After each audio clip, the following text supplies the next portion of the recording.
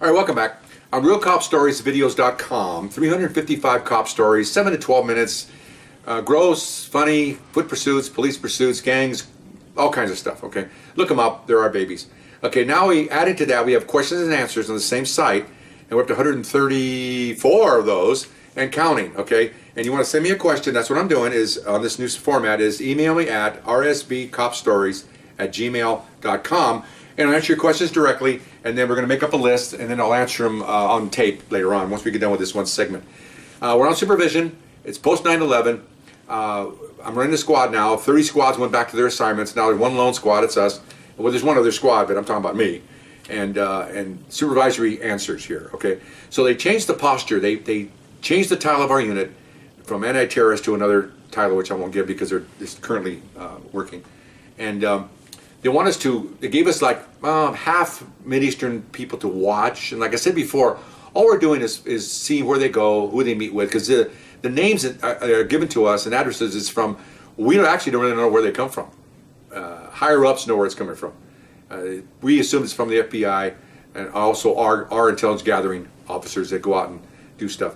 And you just wanted to see what these people are up to, you know. And you have students with student visas that, you know, they're 40 years old, student visas. Come on, give me a break, okay?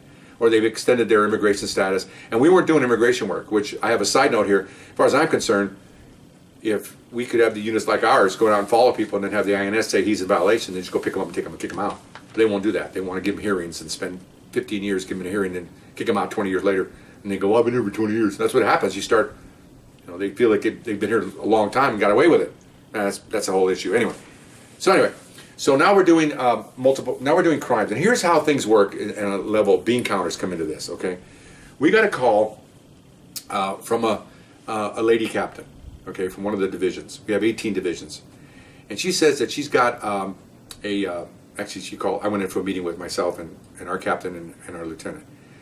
And at this time, we had picked up a really good lieutenant. I'll talk about him now. I'll get on sidetrack here. Since on the last video, we're talking about how I wasn't getting any equipment. Since that fiasco and his getting his butt chewed, actually, I have to wait on that. I'm trying to get this in chronology. Let me go back to the crimes. I'm so sorry. Okay, back to the crimes. Anyway, so I got to meet with the captain and this lieutenant, and this lady captain says we have a problem with luggage thefts at LAX. Okay, we're going, okay, why are we involved here? She goes, well, she had her burglary top step in there, and he goes, I got a guy getting out of prison that he was put in there for luggage stealing. And I'm not talking about just taking luggage. He's selecting like Gucci bags and all these expensive luggage, and inside those luggage is computers and all kinds of stuff. Okay. Now, when I was growing up, and I'm sure the people in this room will feel the same. In the 60s and 70s, you went in to get your luggage from the carrier, you know, the carousel, and you walked from there and you walked to the door, and there was always a couple of guys standing there from the airline, and you had your ticket in your hand, the stub that was stapled to your ticket that matched your luggage, and out you went. The only reason why I think they stopped doing that is they didn't want to pay anybody to stand and do that. So if you might not know this, any airport, I'm not sure about across the country, but I know LAX, is you can just park your car, walk into the carousel, and just stand there and watch the luggage go by and just grab one and leave, and no one's going to stop you. I just find that completely bizarre. That shows you how airlines don't give a crap. They pack you in like sardines, leave you sitting on the tarmac for 5 hours, and get you in the wrong direction, and then blame the weather, okay? Yeah, what does the weather have to do with the stolen luggage? Anyway, won't get into that. So she said so this guy's getting out of prison, they were worried that he might be doing that again, because most ex-cons at a high level of thievery continue what they're doing, okay? So we were given, so I thought, okay, this was one of our first cases we were given outside of following targets of Mideastern descent. So okay, fine, we'll see what happens, okay? So he lived in a suburb, so we went there, we do our normal thing. Went in there at 6 in the morning, found his car. The detective from burglary had given us everything we needed to know about this guy. Pictures, everything. He just said, we need to see what's going on with this guy. Okay, fine. So, so she asked me, how many days do you need? I said, well, I'd say 3 probably. And of course, her assistant, lieutenant, goes, well, how much overtime is that? Oh, here we go, the bean counting. I go, well, you'll get 8 hours from us, and then 4 or 5 hours, we should put him to bed to see what he's up to. So probably 4 or 5 hours a day times 10 officers, so 40 hours a day. Oh my gosh. Can we afford that? Because everybody has their own budgets. Each captain has their own allocation of overtime. Well, they're having this little discussion, which they should have had in another room. We're all sitting there like this, you know. I'm looking at my captain, which I told you, I'm the bomb in his eyes, and he's looking at me. We're just kind of rolling our eyes, you know, because my captain was ex-Army Vietnam veteran, and I was ex-Marine Vietnam veteran, and we got along extremely well. Okay, combat veterans here. He was 2 years in Nam before I was. So anyway, so we just look at each other. We're like, okay, what's happening here? Okay, do it. Okay, fine. So we go out there, we follow the guy. I'm trying to get in detail here, but we follow the guy. He did nothing. Okay, nothing all day. Next day, here we go. He's down towards LAX. Okay, interesting. You know, now remember now, we're watching him from his house. Now, if you were going to go on a trip, if you're going to go on a trip, you come out of your house, got your luggage, got your bag, get in the car, load it, off you go. He came out, you know, empty-handed, gets in his car. Okay, well, he's going to caper. Okay, so off he goes. I'm sorry, I back up. This is the third day. I back up, third day. You got to remember, I'm going back 25 years here, so my memory's bouncing around. Third day, drives to the airport, drives around, and then goes home. And then we waited. Because, you know, the airline's open 24 hours a day, so we don't know when he's going to go to the airport. Okay, so lady captain calls me like 7 at night. What's going on? Like, well, 2 days and nothing, and this third day he went to the airport. She goes, oh, you know, my overtime people are hammering me here, you know, because she's trying to she's one of the first lady captains that's worked this division, so she wants to make an impression, and that's fine, good, you know, not just because she's a lady. Any new captain wants to make an impression, obviously. And here they go. What do you think?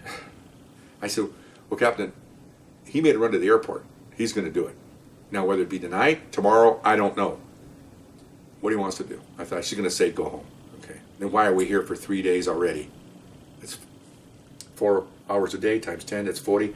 That's 80. We're up to 120 hours of overtime for nothing. Okay. Because you get that point of no return. Do you commit here because you already invested, or it's like we call that in poker, you're pot committed. The pot's so big, you're afraid to fold because what if I get that last card, and, you know, it's going to cost me more to do this, or what do I do, you know? Anyway, so she goes, give it one more day. Okay, fine, thank you. So here it comes. Best thing she ever did. And she's calling me like every 2 hours the next day. Nothing yet, ma'am, nothing yet. You know, 10 o'clock she called me, we got on 6. 2 o'clock she calls me. I said, ma'am, he doesn't leave till like 4 o'clock. That's the last time. Oh, okay. You got my cell phone number. I'm going to a meeting, but she wants to be there, but she can't. Okay, physically. Right. Sure enough, man, he comes out about 4:30. There he goes.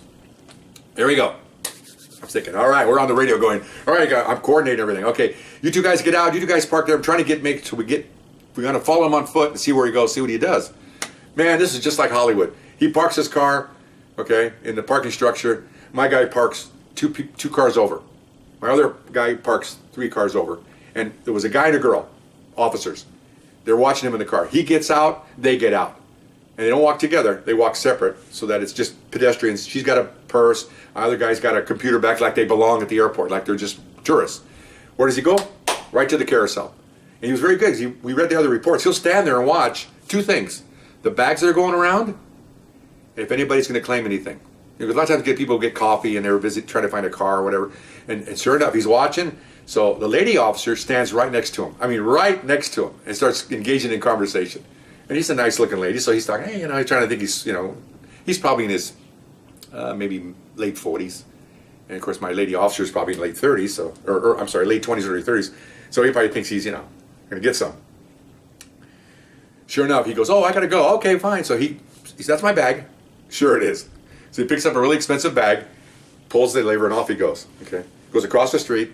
And my guys are following, and one guy's got that fancy phones I got from the captain.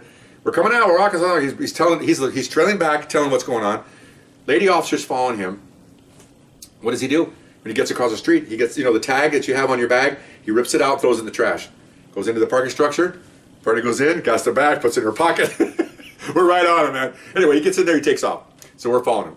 And I'm going, oh man, this is great. We got him. He's already got him. Okay, but we want to wait and see what he does. So see if we can get him really good. So in the meantime, my assistant's trying to call the local police of that area, which is the captain's people, to get a black and white to stop the car. Well, they couldn't get one. He's trying to get one, and we're leaving the city, and he can't get one. So I tell him, call the agency where he lives at, see if we can get somebody there in a hurry, Okay, fine.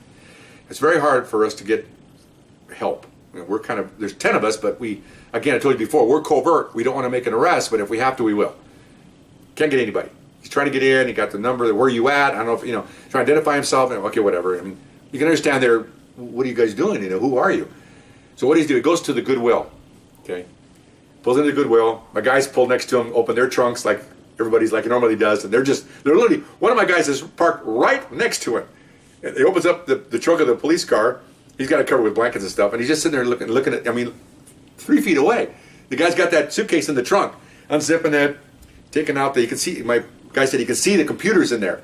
He's moving those out of the way. He's taking the clothes. He doesn't want anything to do with clothes. He's getting rid of the clothes. Okay? Stacks it on the ground, takes all the clothes out, and he can see, looking over, he can see there's computers and a phone, all kinds of stuff in that suitcase, zips it up, and then closes the trunk, and then takes all the clothes and walks inside to give it to Goodwill. What a nice guy, huh? What a tremendous guy. Well, we couldn't get any help. So when he comes out of that thing, the world fell on him. Okay, we jumped him. We grabbed him, and I told him, take that son of a bitch down before it gets mobile, because you get mobile, you could be in a pursuit, it could wind up all kinds of nasty things. So we grabbed him, and I get on the phone. As soon as they got him in custody, I called the captain.